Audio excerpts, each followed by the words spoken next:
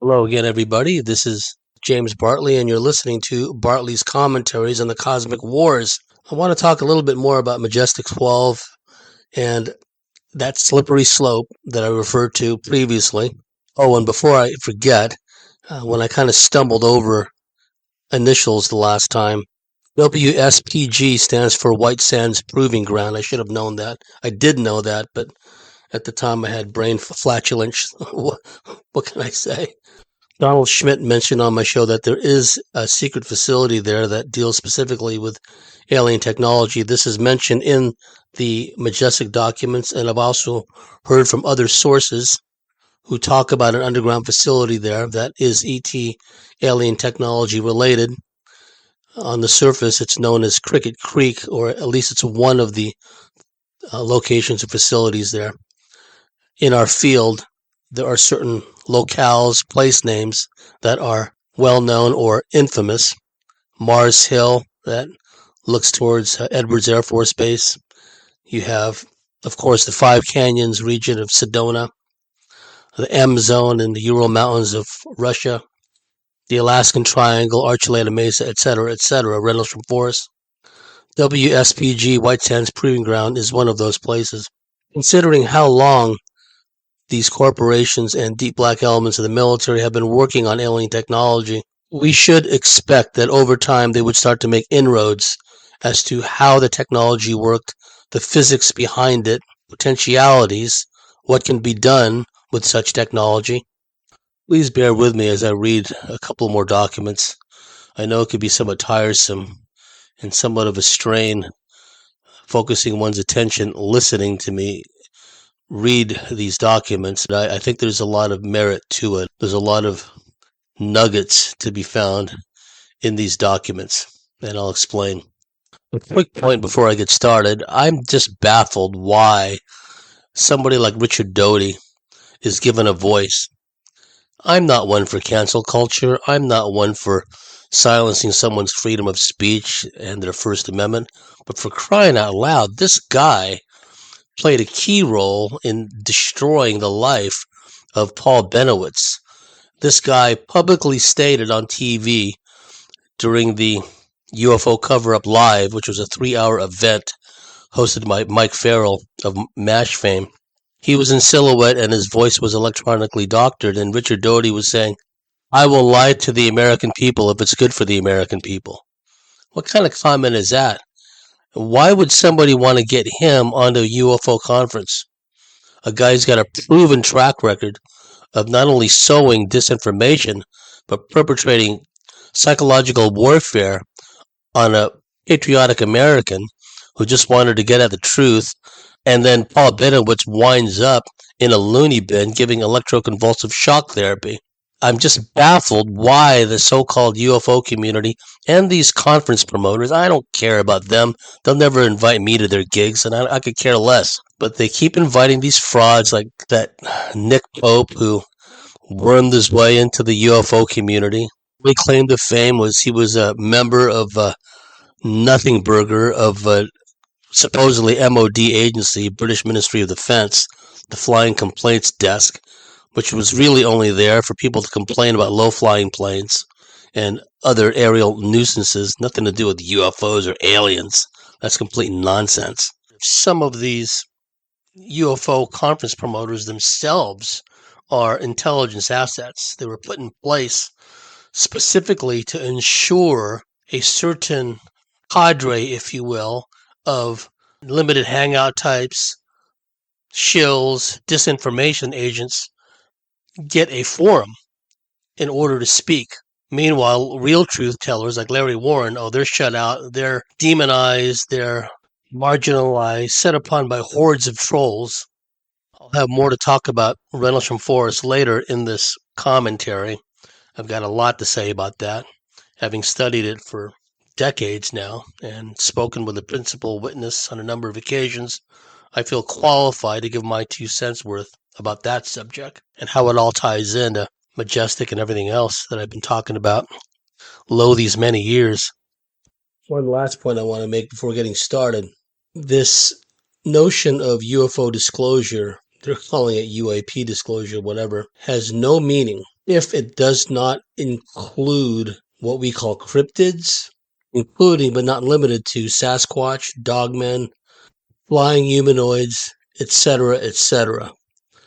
A strong case can be made that the UFO alien phenomena is directly related to Sasquatch phenomena. Stan Gordon has proven that, to my satisfaction at least, with his groundbreaking research, Pennsylvania, Ohio UFO Bigfoot waves. Likewise, any sort of disclosure that does not deal specifically with the many, many missing people missing as a result, direct result of these UFO alien encounters, that likewise renders whole disclosure movement null and void as far as I'm concerned. It's those issues are not addressed. And we must have compensation for the many people that were harmed by this. And the harm was doubly inflicted by cover-ups, harassment, abuse, even assassinations to keep all this under a lid. We always hear about reparations today. Well, no one deserves reparations more, as far as I'm concerned, than people who have been abused by this wretched system because of their knowledge of the reality of the alien presence here on Earth. Be they military or civilian pilots who've been silenced and lost their jobs, lost their careers, or your average everyday citizens who have had alien abduction encounters, my lab experiences, and have been harassed, exploited, experimented upon. Likewise, the many witnesses who have had close encounters with alien craft, with aliens, who had seen crash retrieval efforts and been intimidated into silence. They all need to be recognized, vindicated, and compensated. Okay, here we go with the reading of the Majestic document. This is dated the summer of 1952 is the best estimate for when this draft was first put together. And it only starts at part 3. Conclusions. 1. Current studies of otherworld visitation are in 3 phases. A. Technology exploitation. B.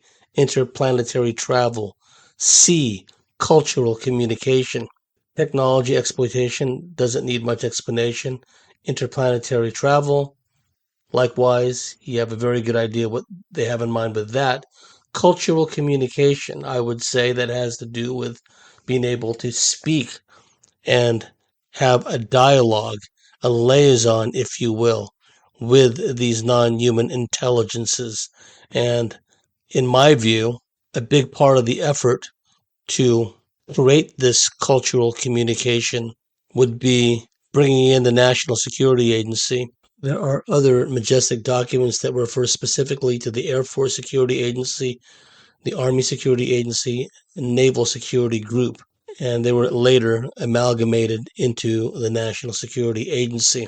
What they would need as a prerequisite, in my view, would be an understanding of the language spoken by the various alien groups and an ability to interpret the alien symbol language which had been found at a number of crash sites.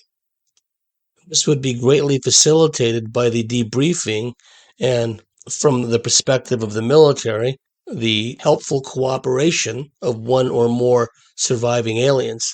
If an alien or aliens were interested in cooperating, they might be curious as to the motivation of the alien or aliens in question, but I don't think they would dwell on it for too long. They would, of course, be naturally concerned if there's a double cross in the works, like, okay, the alien is teaching us their language and their culture and their technology.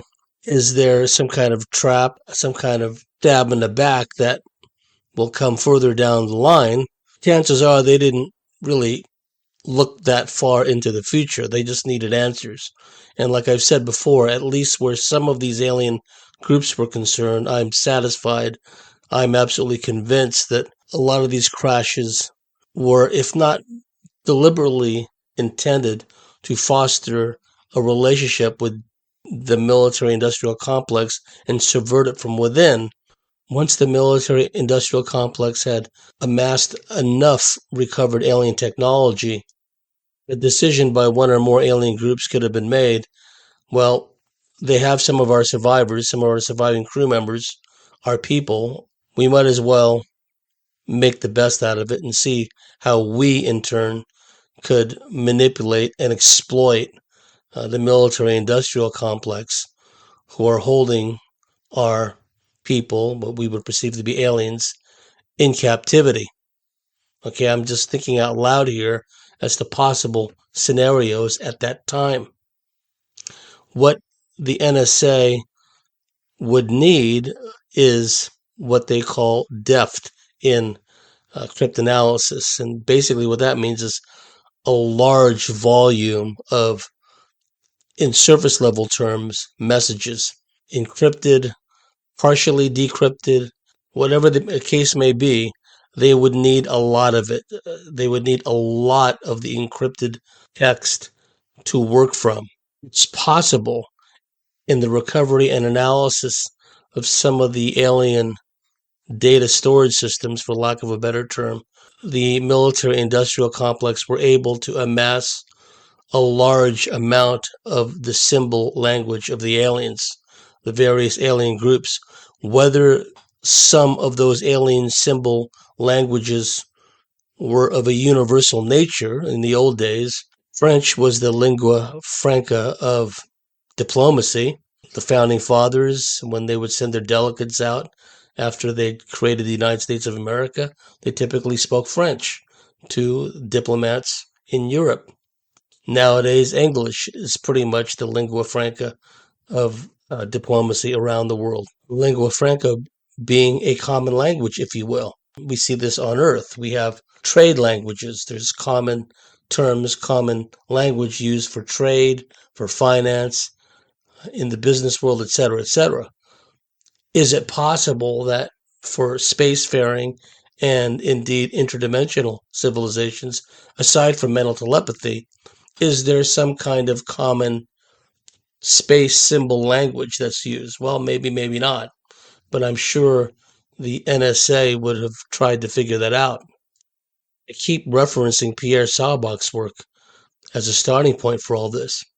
Pierre Sabac, to me, is a real-life Dr. Daniel Jackson. If you're familiar with the Stargate movie and then the subsequent TV shows starting out in Showtime, Stargate SG-1, Dr. Daniel Jackson was a philologist.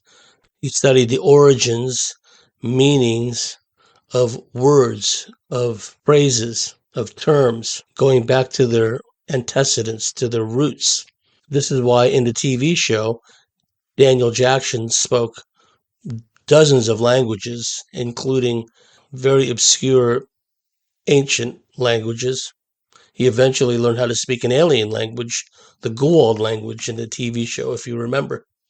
Well, the closest thing we have to that in the civilian world would be someone like Pierre Sabac.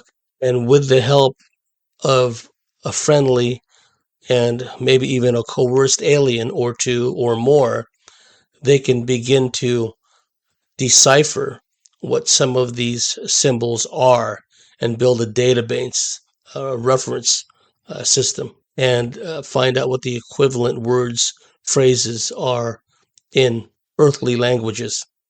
And if there are any root words that have a connection in earth languages going back to the distant past that have any connection with these alien languages. And again, you go back to Pierre Sabac's work, there seems to be a lot of that. If you study a lot of the, as he has done, the origins of a lot of words in all these various languages. Cultural communication. Okay, let's continue. Point 2. On 19 September 1947, the IAC, that's the Intelligence Advisory Committee, JIOA, and the JIC reviewed a top-secret intelligence report titled Report to the President, 1947, Parts 1 through 5, Magic Eyes Only. They have a daytime group, 000190947. The report mentions, quote, in compliance with your directive of 9 July 1947, the attached report on flying saucers is respectfully submitted. In consonance with your instructions, advisors from State, Treasury, War, and Navy departments assisted me on a 2-month exploratory mission concerning the reality of other world visitation. The principal investigators and storage areas were visited. Successful efforts were made to reach scientists of all levels as measured by their work in classified defense projects. Conferences were held with national security officials and leaders of private industry. Approximately 1,200 memoranda and intelligence reports were considered. The report presents this situation against a global background, my estimates, current and projected, in both the U.S. and allied countries, and recommendations deemed to be sound courses of action for formulating plans and policies in light of recent developments. Interesting that they should mention the State Department. State Department was run by General George Marshall. He became Secretary of State after his stint as Chief of Staff of the Army and Chairman of the Joint Chiefs of Staff during World War II. The State Department then, as it is now, was awash with communist spies. A number of high-level Foreign Service officers in the State Department were known communist agents. We know that the OSS at the highest levels, Duncan Lee comes to mind. He was a high-level assistant to General William Donovan, and Duncan Lee passed a lot of classified material to the Institute of Pacific Affairs, which was a front for communist espionage in America. And from the Institute of Pacific Affairs, the classified material made its way to the USSR and the Communist China as well. Point being that despite the high level of security, majestic level we're talking about, the information may still have found its way from the State Department to the communist bloc. We know that the NKVD, a predecessor to the KGB, took over from the GRU, Soviet Military Intelligence, the massive espionage effort against the Manhattan Project in America. It was codenamed Enormous.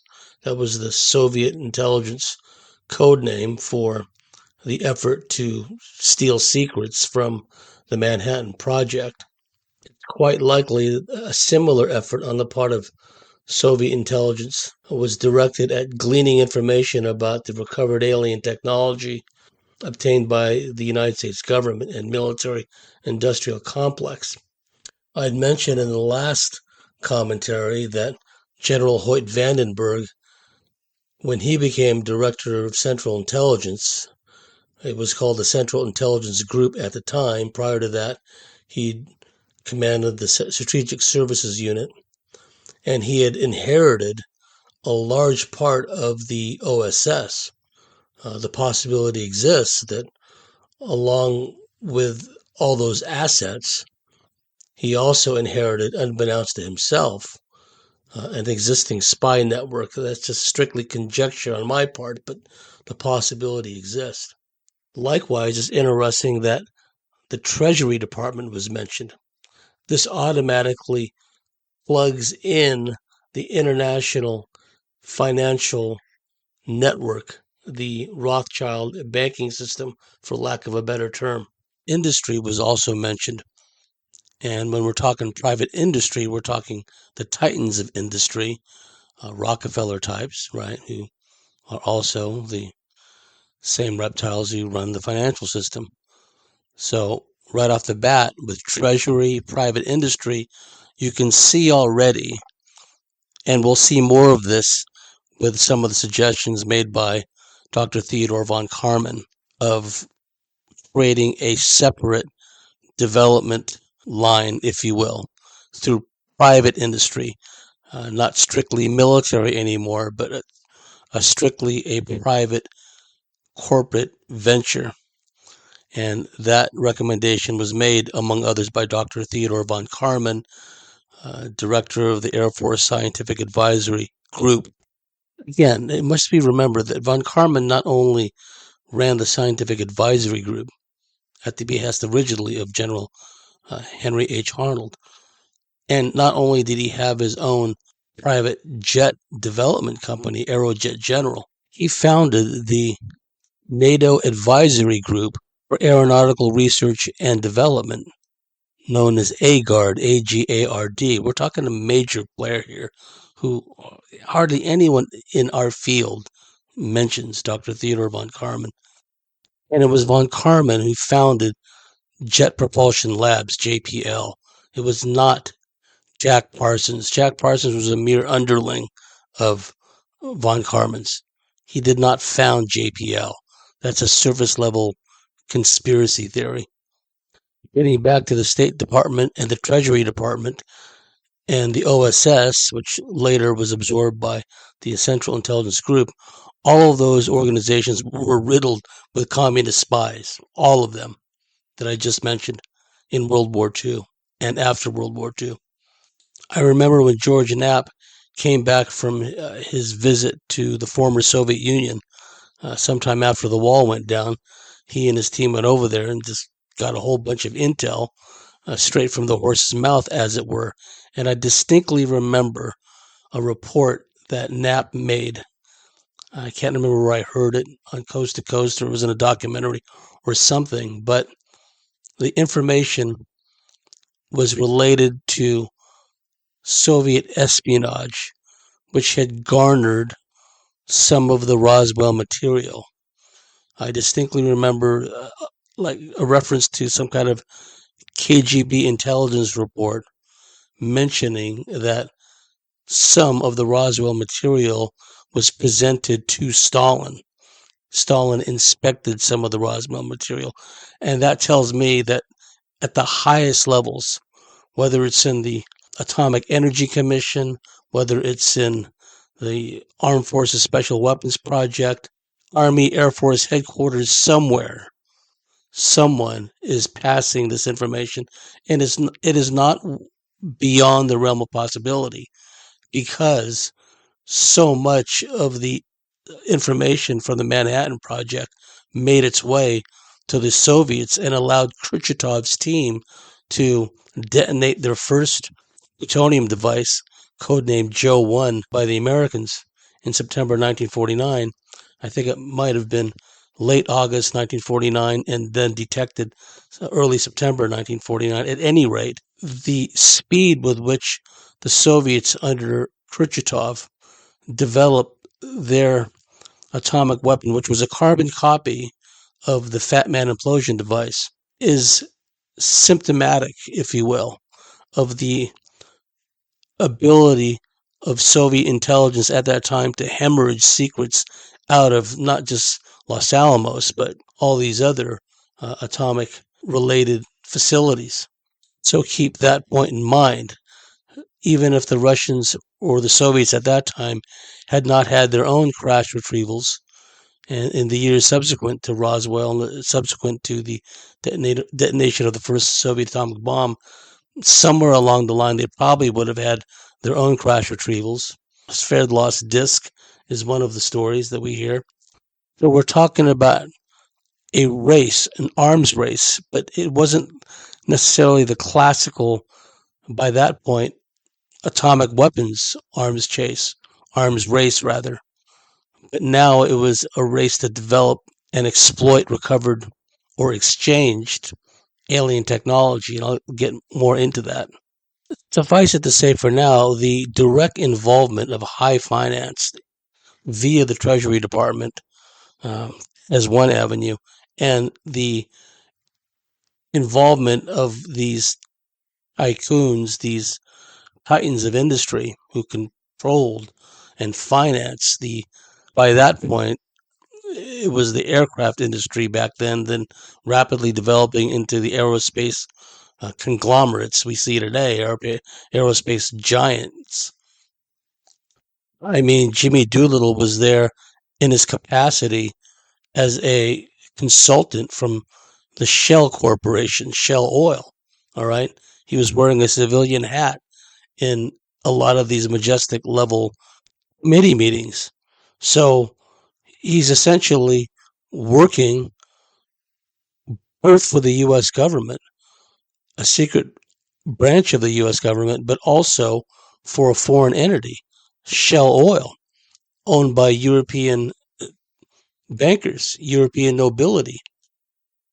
Again, and not to beat the horse to death, but it means that the financial world at the deepest, darkest levels is evil and corrupt and Luciferian, as we know, that they were being kept abreast of what's going on from all these different avenues, all these different sources.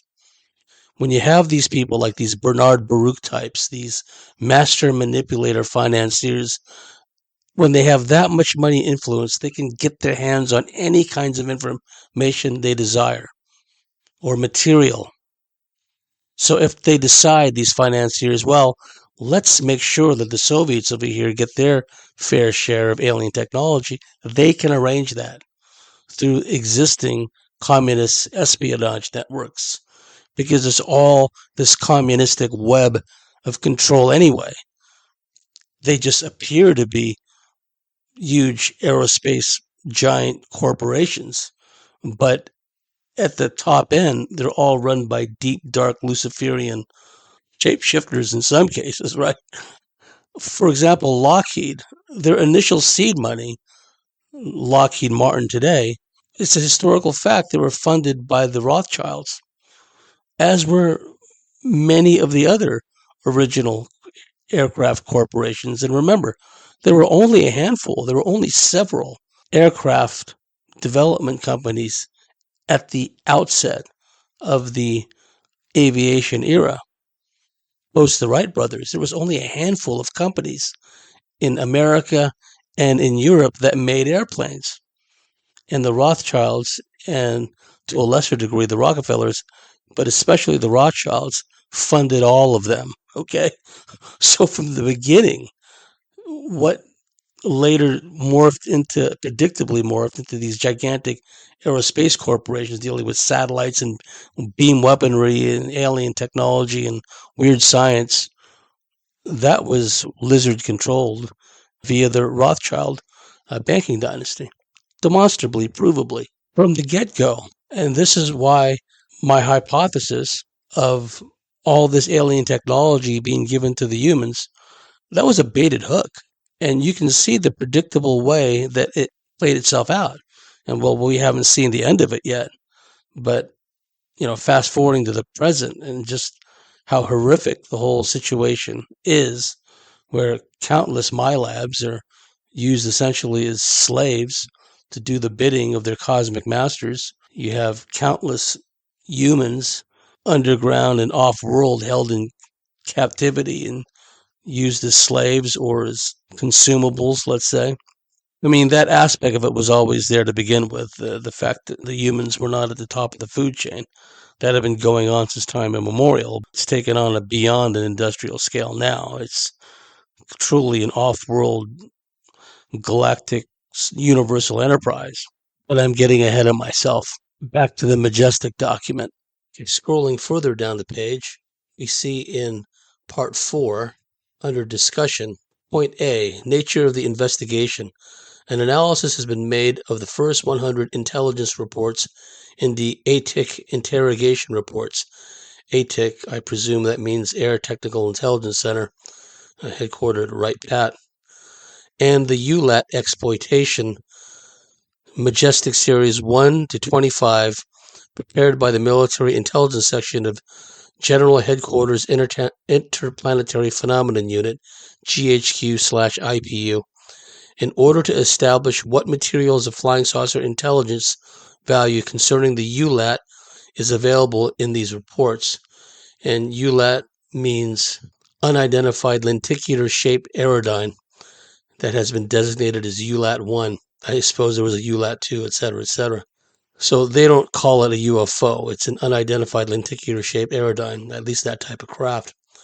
The report goes on to say, in order to establish What material of flying saucer intelligence value concerning the ULAT is available in these reports? Point number 1. The ATIC interrogation reports, numbered 1 to 93, the last dated December 1950, present significant information on a broad variety of subjects and areas where witnesses were detained subsequent to the post-1947 incident. Detained. Well, we know that happened to Mac Brazel, the rancher at Roswell. The unpublished documents, redacted kind of, records of interrogation derived from the accumulated reports on interviews of selected witnesses from New Mexico and military personnel involved in removal of evidence. In this digest, primary interest has been paid to information of biomedical intelligence interests, particularly in the BW programs, as biowarfare. Biomedical intelligence is only one of the substantive fields covered by these interrogation reports. So already they had an eye to using the alien bodies in a biowarfare program. And we know that people have died from coming in contact with some of these aliens just by touching them. That poor guy in Brazil, Virginia, the military guy who jumped out of a car and wrapped his arms around the second little ET that was loose, hauled him back into the car.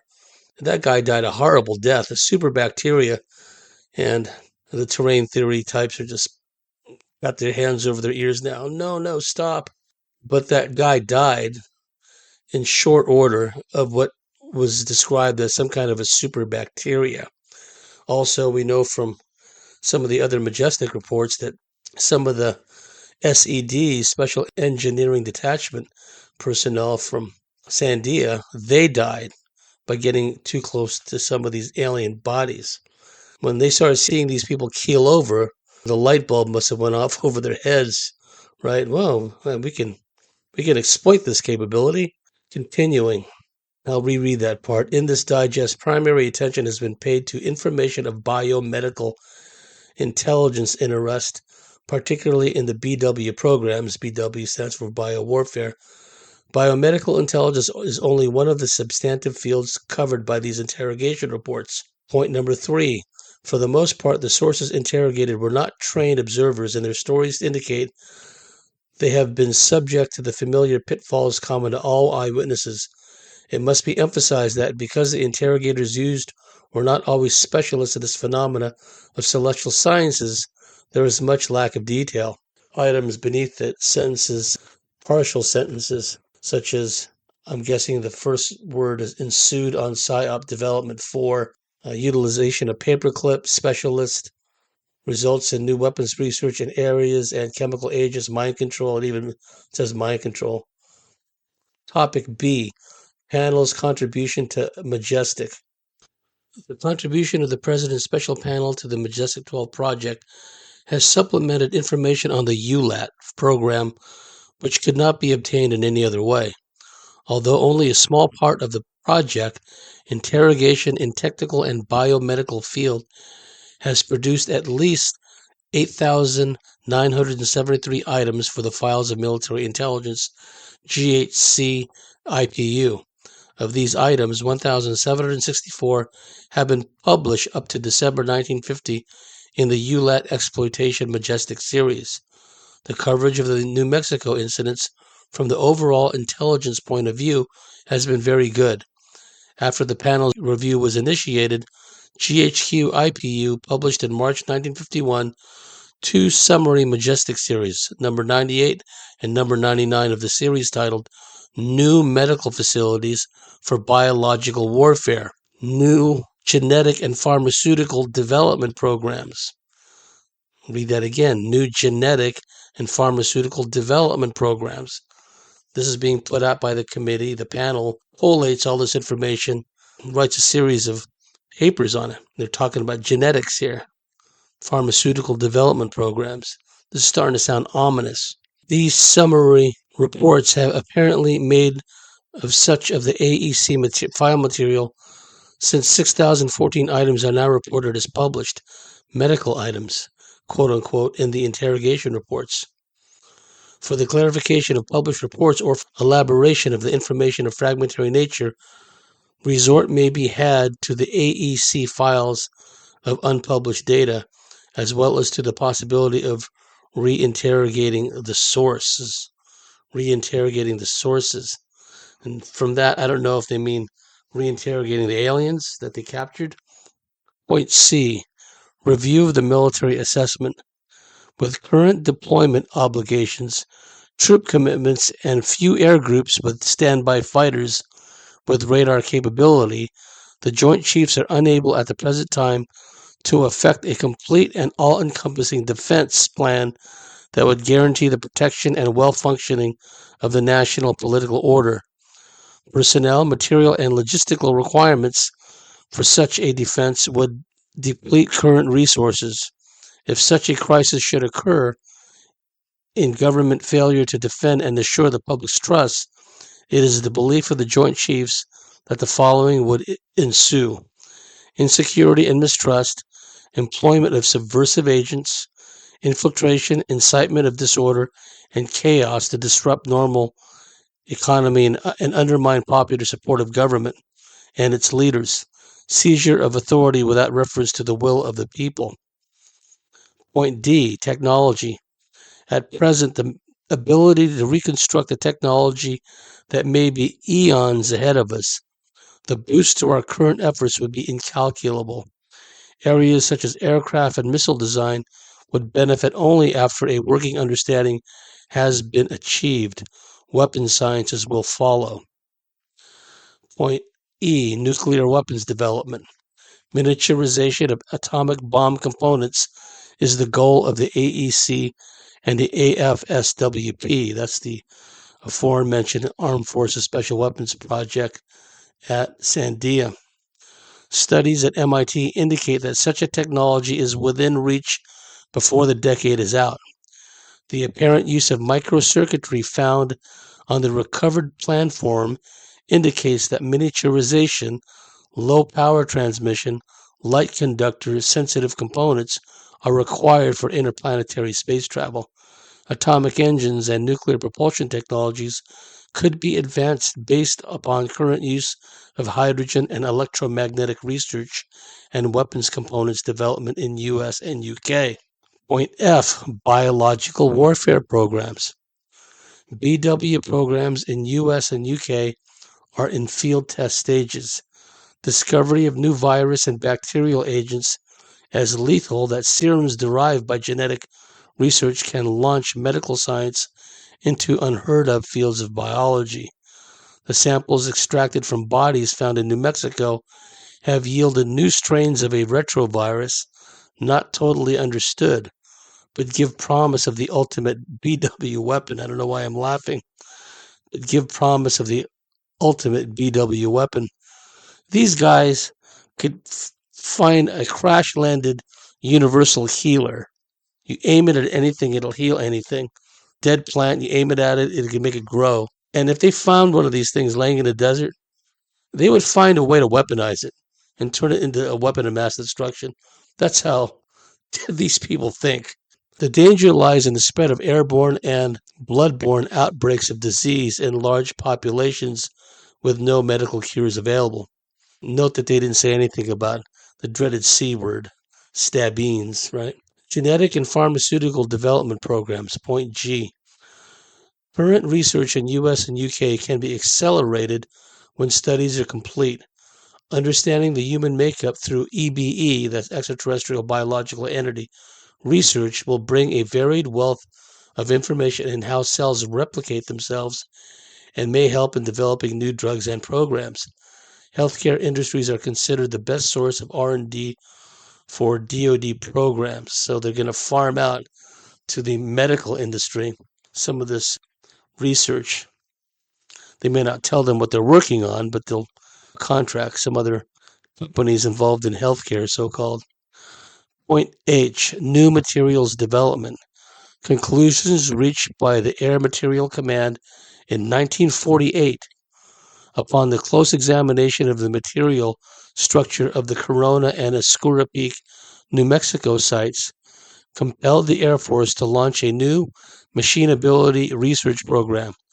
Samples tested and evaluated by the AMC suggested that future materials would have to incorporate new alloys and composites if space exploration and hypersonic dynamics are to be achieved. As a result, new machining techniques are underway for high-temperature alloys and titanium. And remember, it was titanium that was the main hull material for the SR-71. Planned future rocket development programs. There have been a number of failed high-altitude rocket launches study radiation effects on living organisms. The Air Force's Project Blossom, conducted at Holloman Air Force Base, is but one example. V-2 rocket launches at the White Sands Proving Ground, New Mexico, have been knocked down by undetermined jamming. The source of the jamming is believed to come from UFO sightings on or near the range. So the ETs are effing with the people that are launching the missiles.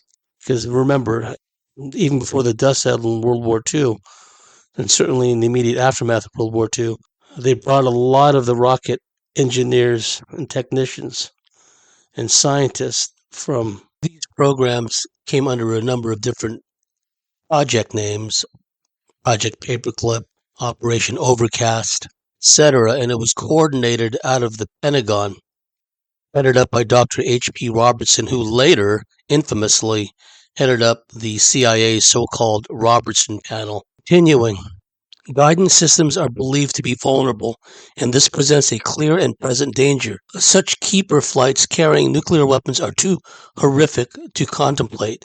Shielding of systems and circuits are underway. Point J. Nuclear propulsion development programs. The AEC, that's Atomic Energy Commission, and NEPA, that stands for Nuclear Energy for Propulsion of Aircraft, NEPA, are currently conducting research for advanced technologies in atomic engines and radical propulsion studies. Systems studies at Los Alamos, New Mexico, Oak Ridge, Tennessee, and at Langley, Virginia, are attempting to duplicate the water drive and plastic core elements found on the engine being kept at Holloman Air Force Base. Water drive? Now, what's interesting is Leonard Stringfield had a discussion with Dr. Robert Spencer Carr, I believe that was his name, and Spencer Carr was aware of a crash retrieval. He had spoken, Dr. Robert Spencer Carr had spoken to one of the participants of a crash retrieval, and I can't remember, don't quote me on this. I think it may have been in Florida. I'm going by memory. This is one of Leonard Stringfield's status reports. And Robert Spencer Carr made Leonard Stringfield promise that Stringfield would not reveal the source of Spencer Carr's information, at least until after Dr. Robert Spencer Carr died.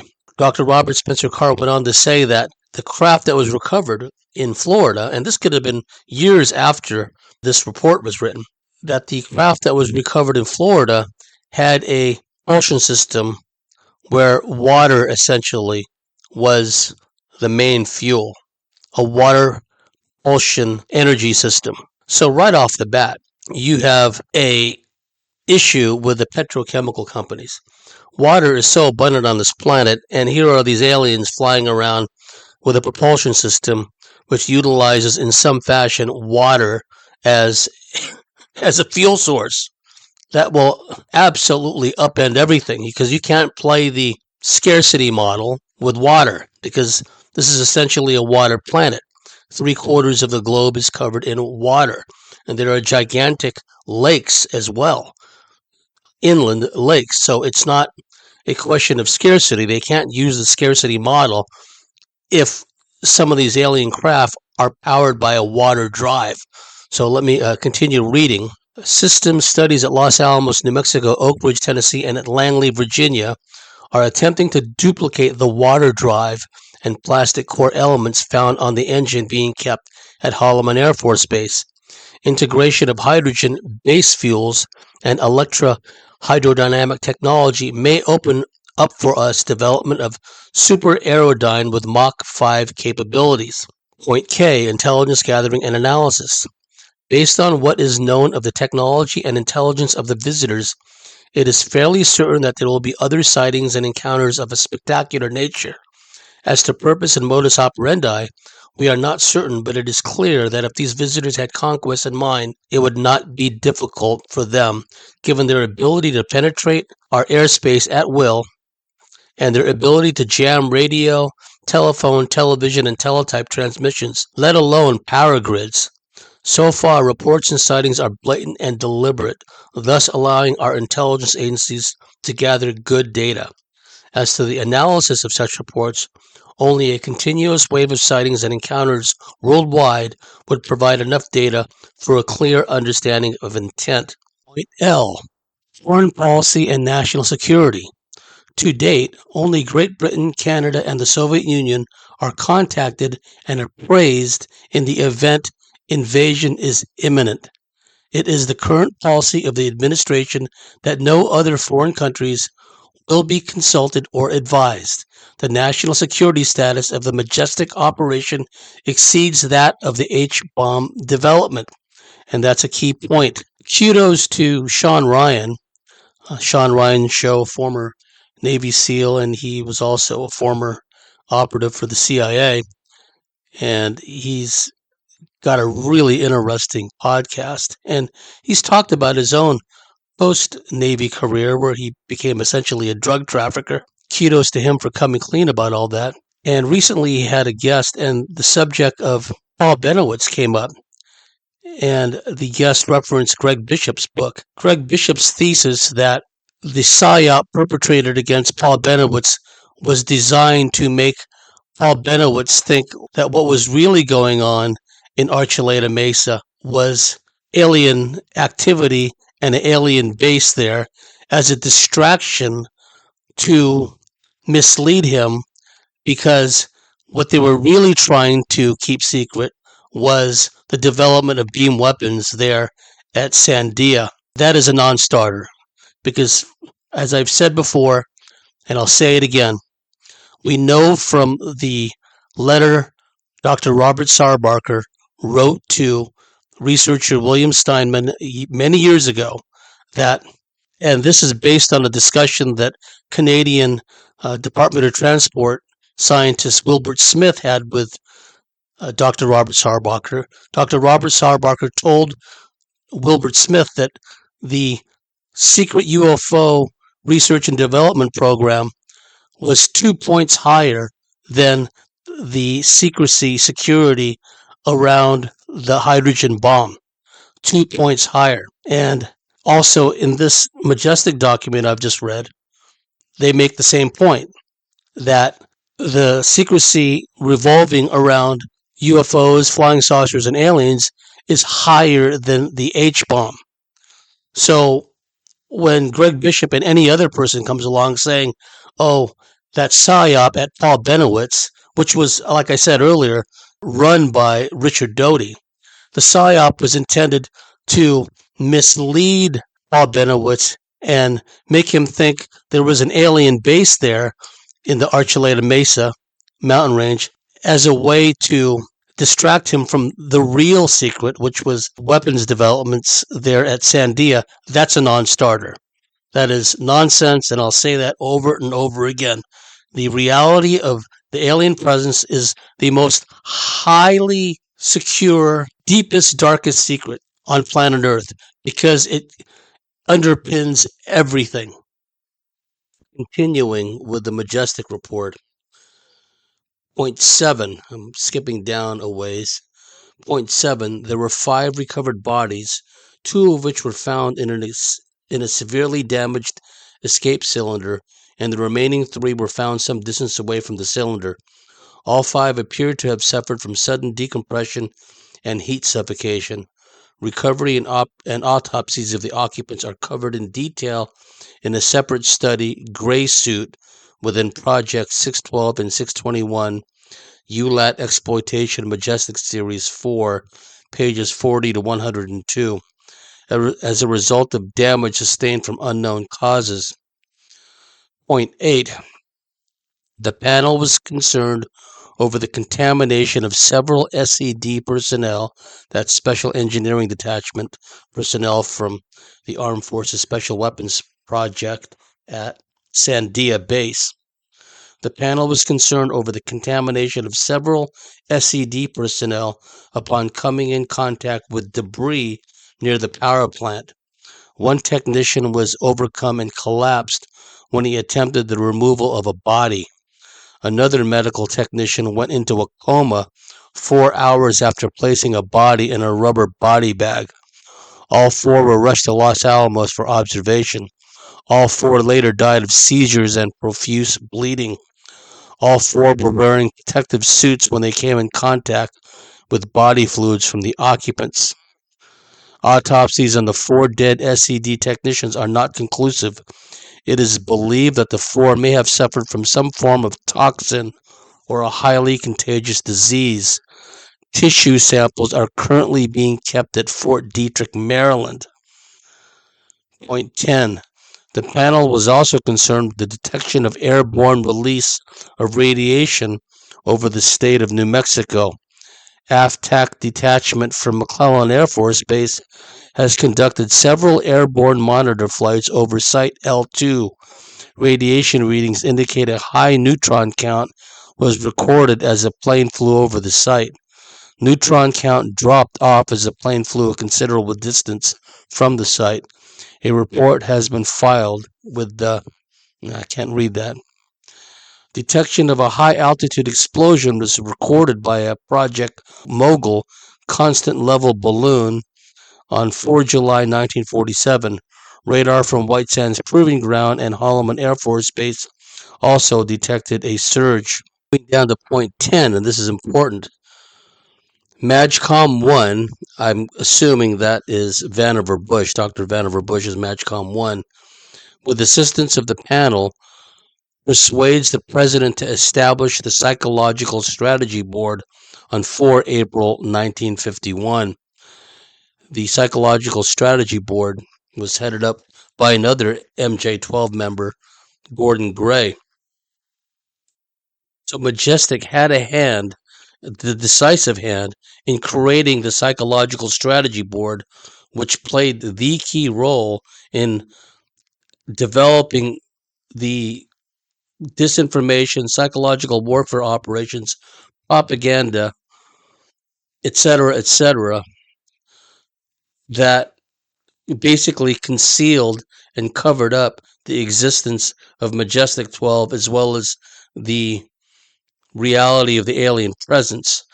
Gordon Gray also, incidentally, and I don't think coincidentally, was the committee chairman for the Oppenheimer security clearance hearing.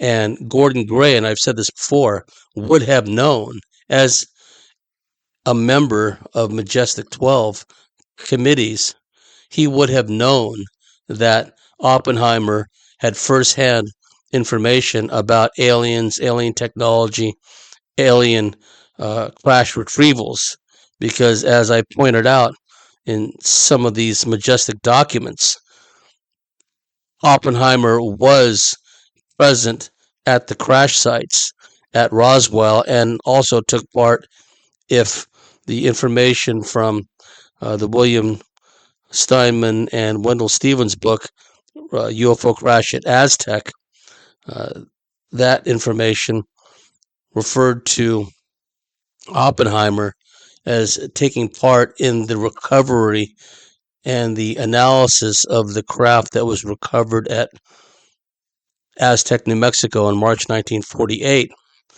So here is the Psychological Strategy Board being set up at the behest of Majestic 12. And you constantly hear people say, aliens are just a distraction, it's a psyop. These people are morons.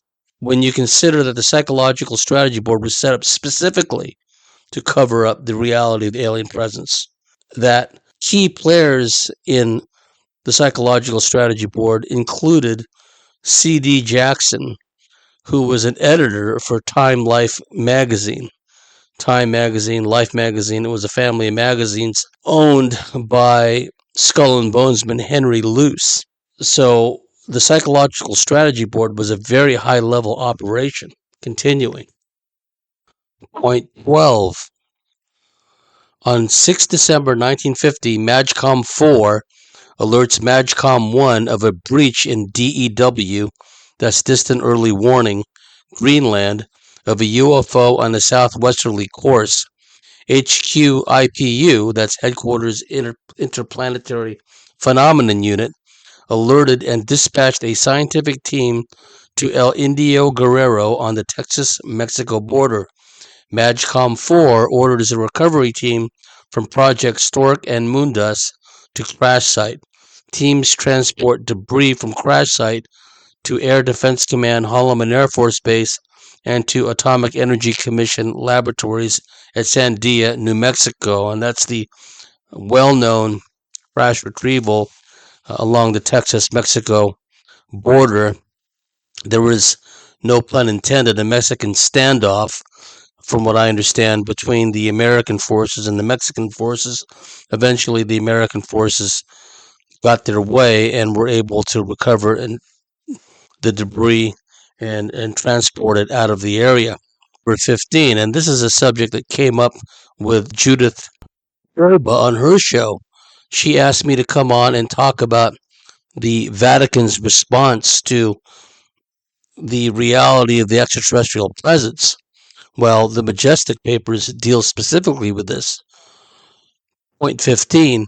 At the request of panel member Cardinal Francis Spellman, met with the president to discuss the containment within the Catholic Church and its hierarchy of religious speculation if mass sightings occur. Such containment was successful during the 1947 sightings when Cardinal Spellman met with the Secretary of War on 29 June. The president has been briefed on Defense Plan 4P, I think it's 4 or 4P, which was written in part by the panel member. And there are other Majestic papers which allude to Cardinal Francis Spellman's visits to certain facilities, bases in New Mexico, while all this was going on in the late 1940s. Continuing. Point 19. MAGCOM 4, a member of the panel, was instrumental in supporting the creation of the Air Force's Scientific Advisory Board, which MAGCOM 5 endorsed. Point 20. MAGCOM 5 recommended to the Air Force Chief of Staff that the top secret report Where We Stand, and that was written by a panel set up by Dr. Theodore von Karman, be the basis for ULAT development.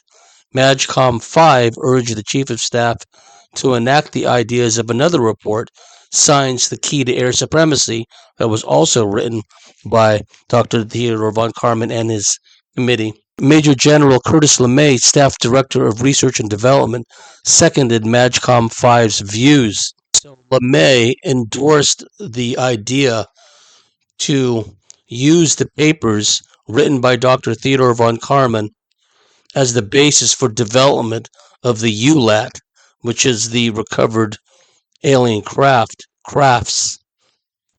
Point 22. On June 15, 1947, Dr. Theodore von Karman chaired the first meeting of the Scientific Advisory Board and discussed how the Air Forces could prepare for a possible air attack in light of the numerous UFO sightings over the U.S. Point 23.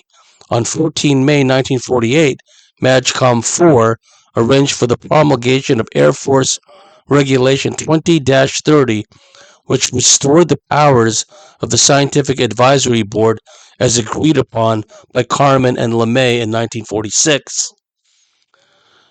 Point 24. MAGCOM 4 had a prepared speech read at a meeting of scientific advisors on 7 April 1949, highlighting new Air Force R&D organization and structures on UFO research for ULAT.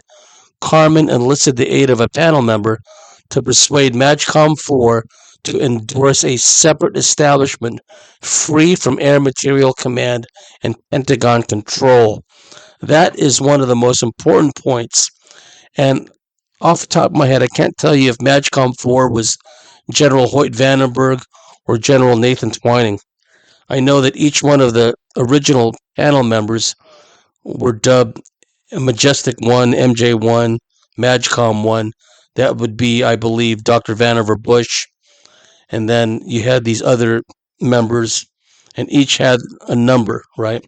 So when you keep hearing me refer to MAGCOM 4, MAGCOM 5, I'm guessing that 4 and 5 refer to General Hoyt Vandenberg and General Nathan Twining. But I could be wrong. Don't quote me on that. Point being is that this is an important point right here. I'll read that again. Point 24. MAGCOM 4, again, I don't know which one that is. Hoyt Vandenberg, General Nathan Twining, one of them, or it could have been the Director of Central Intelligence. MAGCOM 4 had a prepared speech read at a meeting of scientific advisors on 7 April 1949, highlighting new Air Force R&D organization and structures on UFO research for ULAT.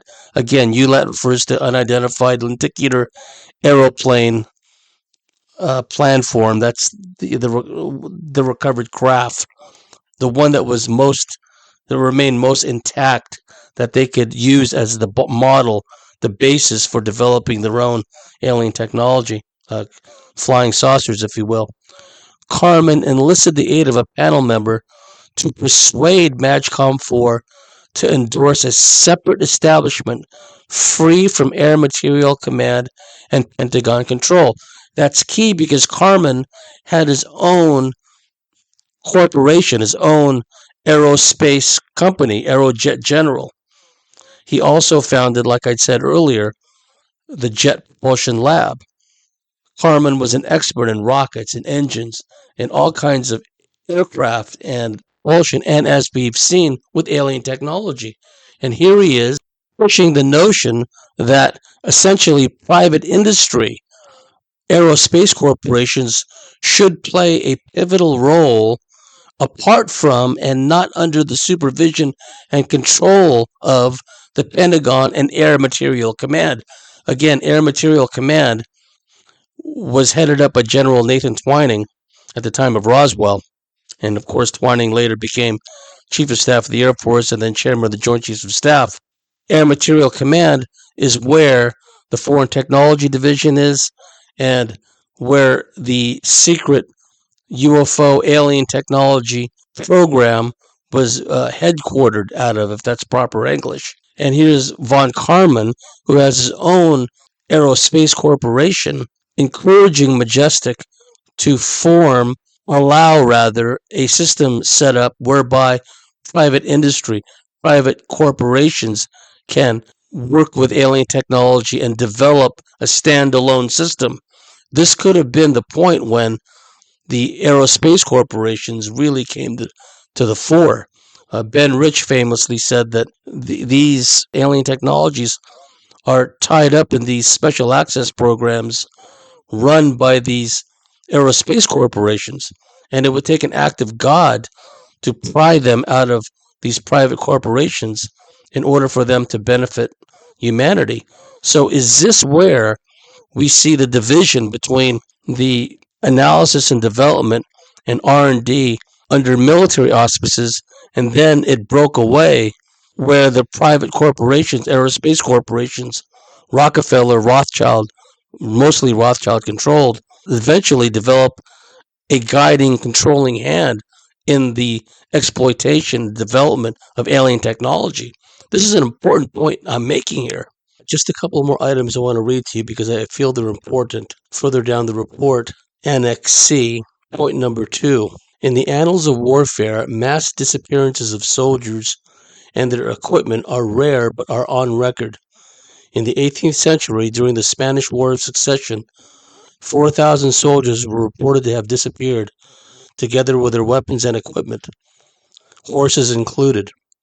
In 1885, about 600 French colonial soldiers disappeared near Saigon, French Indochina, without a trace of them nor their equipment.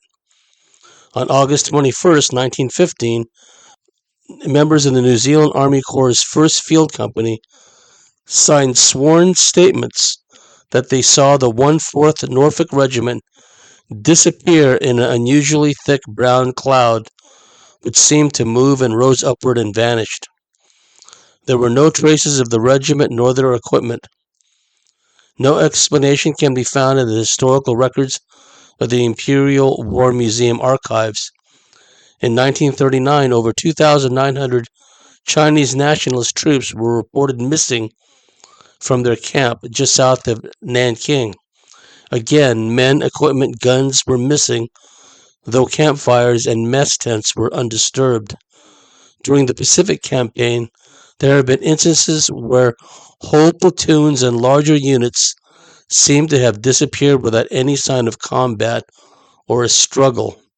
Men, equipment, weapons vanish without a trace. In all instances, the disappearances occurred in tropical climate and in the heat of battle or near combat scenes. I had read about the disappearance of the Norfolk Regiment in the First World War. What had happened was the unit had marched up a hill and there was low ground-hugging fog atop this hill. The unit walked up to the hill, and then after a while the ground fog lifted up. Keep in mind, this is a regiment of soldiers. The ground fog lifted up. Now the hill is empty. There are no soldiers on the hill anymore. The cloud lifted up, and then it took on the shape, if memory serves, of a rectangular loaf of bread shape, and it got into line with several other similarly shaped clouds. Now, just picture this. Now, there are several of these loaf of bread shaped clouds. They're all in a line, and then they flew away.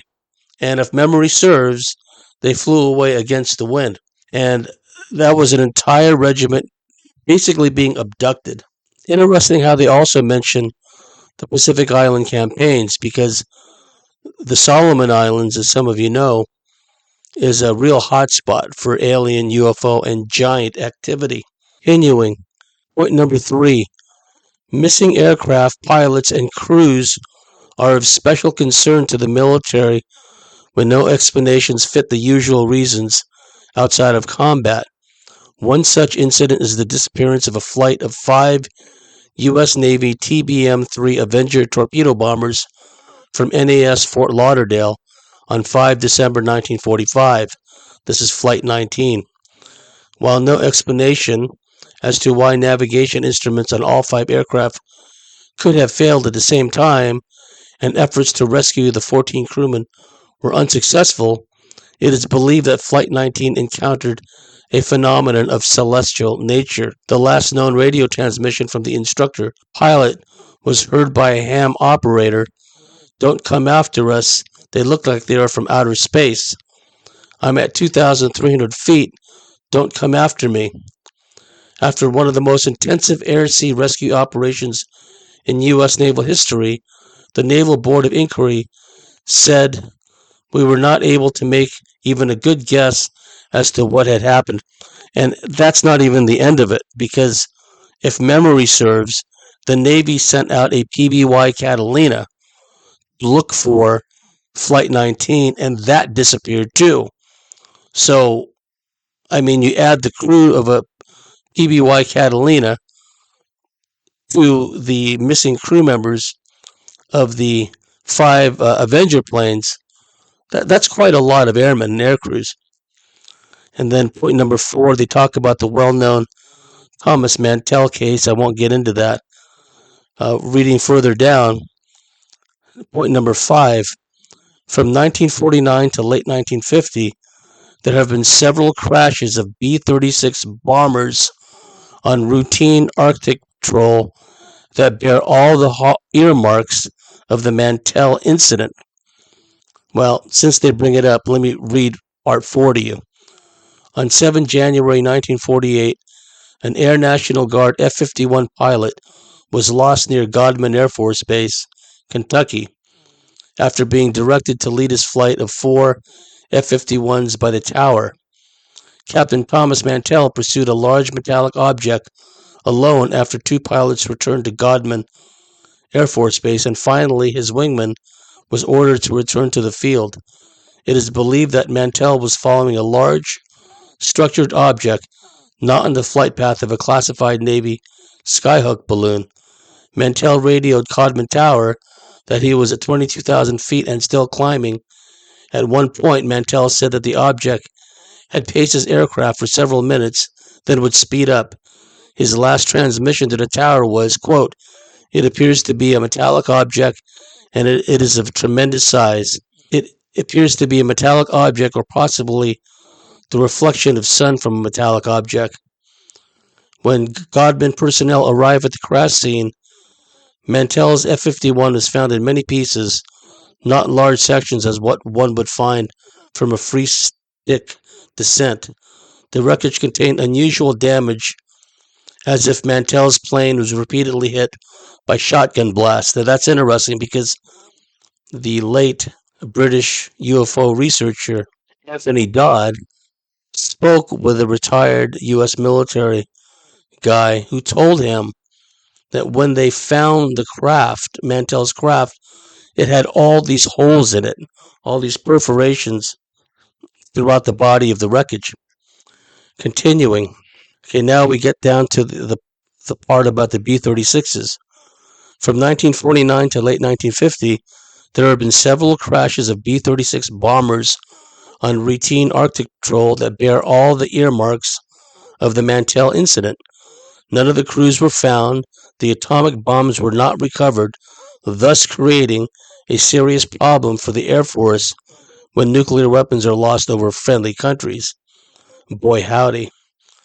The death of the 2 Air Force counterintelligence officers in the crash of their B-25 aircraft en route to Hamilton Air Force Base, California, after interviewing 2 auxiliary Coast Guard men who reported 6 UFOs over Maury Island, Washington, in June 1947. Counterintelligence Corps agent Chrisman had spoken to Kenneth Arnold, who on 26 June 1947 had reported a flight of UFOs over Mount Rainier, Washington, and filed his report after he had spoken to Captain Davidson and Lieutenant Brown. The material given to Davidson and Brown was believed to come from Maury Island and may be celestial fragments containing metal from a nuclear reactor from a UFO. Fragments were turned over to CIA agent Shaw, and Chrisman was ordered to the Alaskan Air Defense Command for assignment to Project Ivy. Point number 7, aerial interference with military aircraft has demonstrated the ability to observe our air operations in war and peacetime conditions. During the war, over 900 near-miss incidents were reported by Allied pilots and crews in all theater of operations. One of the most dramatic near-miss encounters occurred on 14 October 1943, 8th Air Force Mission 115 over Schweinfurt, Germany. B-17 crews reported many formations of silvery discs flying down into the B-17 formations. Several times during the bombing mission, large objects were seen following the disc descent into the formations. Unlike previous reports, no engine failures or airframe damage was reported. After the surrender of Nazi Germany, German Air Force fighter pilots were interrogated by Air Force intelligence concerning Mission 115. German Air Force did not have any aircraft above our bombers at that time. So I just wanted to make this point clear that the military and civilian intelligence agencies at that time were well aware, at least elements of the military intelligence community were well aware that alien craft were responsible for the disappearance and the loss of aircraft. Note how the report mentions B-36 bombers loaded with nuclear weapons disappearing in the Arctic Circle. Now, there are many people, some of whom I absolutely respect and hold in high esteem. And they write off all the Majestic papers as being a hoax. Well, I would argue that somehow, some way, the authors of this particular report knew that there were disappearances in the Arctic Circle and around Alaska in particular. So, how did the authors of this report, purported to be a hoax, have foreknowledge of what we would now know as the Alaskan Triangle? Now, granted, the report didn't specifically mention Alaska, but it did report mention that the Arctic Circle was where a number of aircraft disappearances, including B-36 bombers, which were very large bombers. They were truly a transcontinental bomber, the B-36s. How they had disappeared, and they had disappeared with nuclear weapons in the Arctic Circle. And we know from the late Colonel Wendell Stevens that Air Force intelligence was deeply interested and indeed monitored the alien activity around Alaska. We know that the aforementioned Tony Dodd had developed sources within NATO who told him that naval vessels in NATO task forces often encountered alien craft in the Arctic Circle. There's something big going on. Well, just as there's something big going on in Antarctica, likewise, there's something big going on in the Arctic Circle.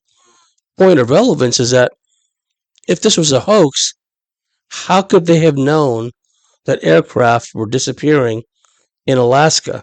The Alaskan Triangle and the nearby environs has accounted for over 20,000 missing people since they've been keeping records in Alaska. 20,000. And keep in mind, Pat Price was remote viewing that underground base beneath Mount Hayes, where he saw aliens and human military working together. He was bumped off. He was killed. So where there's smoke, there's fire, folks. This is an important document, and I will provide a link to this particular Majestic 12 Annual Report so you can read it in its entirety, and I encourage you to do so. So I've given you an earful from the 5th Annual Report of Majestic 12, and I would argue that everything that I've said thus far in this commentary has direct relevance to what's going on today. Because, as I've said before, I'm trying to create a word picture, if you will, of how this came about, where we start off with these crash retrievals, initial R&D, analysis. Here come the private corporations elbowing their way in at the behest of Dr. Theodore von Karman and whoever was behind him. And then eventually we have a joint alien human operation going. Remember, I referred to cultural connections, that the Majestic paper referred to, of wanting to establish cultural relations. And everything from that point on, my labs, military abductions, the hybridization agenda, etc., it all ties in. Anyhow, we reached the end of this first segment. You've been listening to Bartley's commentaries on the cosmic wars. If you like what we do, if you believe in what we do, please go to thecosmicswitchboard.com, sign up and become a member, and I'll see the members at the top of the next segment. Bye for now.